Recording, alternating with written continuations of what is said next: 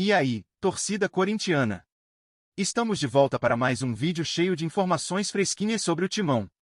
Antes de mergulharmos nas atualizações, o Corinthians enfrenta um momento delicado em sua temporada, marcado por lesões que começam a pesar no elenco e preocupam a comissão técnica.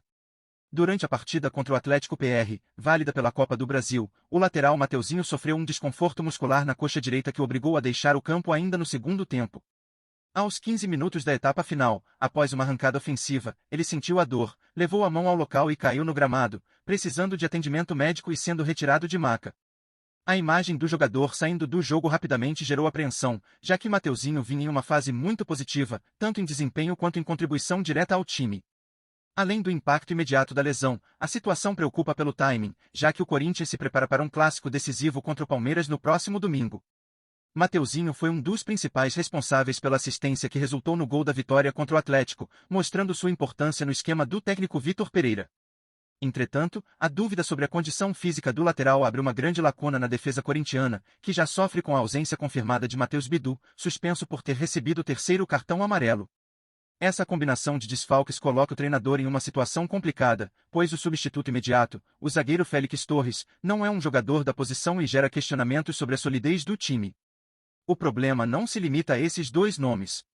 Atualmente, o departamento médico do Corinthians abriga 3 jogadores importantes que ainda não estão disponíveis para jogo. Yuri Alberto está em recuperação de uma cirurgia para a correção de hérnia inguinal, enquanto André Carrillo passou recentemente por uma operação no tornozelo esquerdo.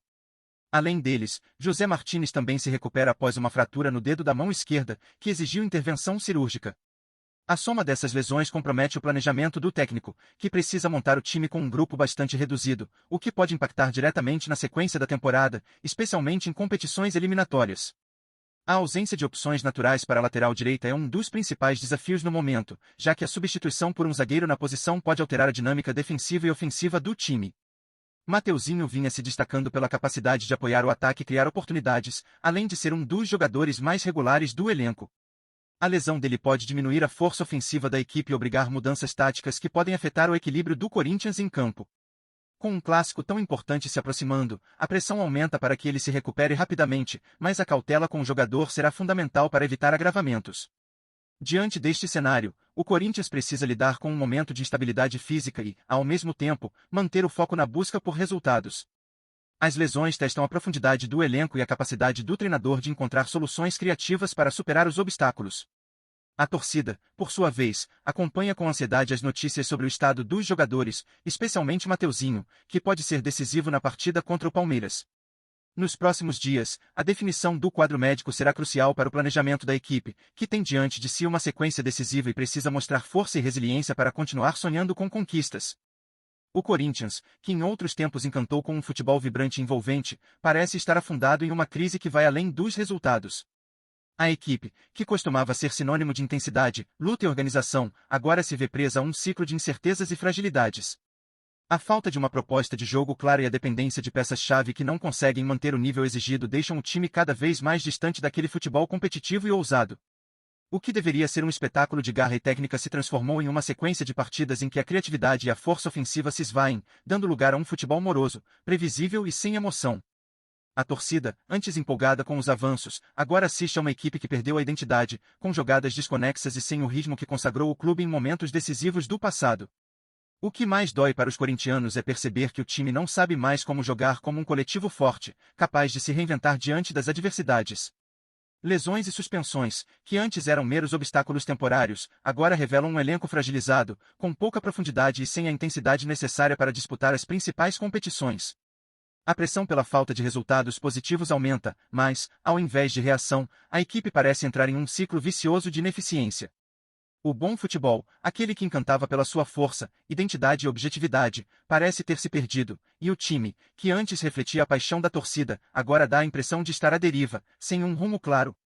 Para os corintianos, o grande temor é de que esse período de incertezas se prolongue, e a morte do bom futebol, tão marcante na história do clube, se torne irreversível.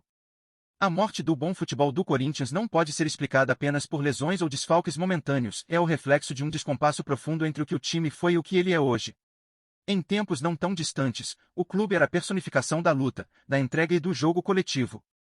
A forma como se posicionava em campo, mesmo diante das maiores dificuldades, era um reflexo de sua identidade intensa, agressiva e determinada a se superar. No entanto, esse espírito parece ter se dissipado ao longo do tempo, dando lugar a um futebol que se arrasta, sem chama e sem ambição. O que antes era uma máquina eficiente, capaz de gerar surpresas e vitórias, agora parece refém da insegurança, da falta de criatividade e da ausência de uma direção clara.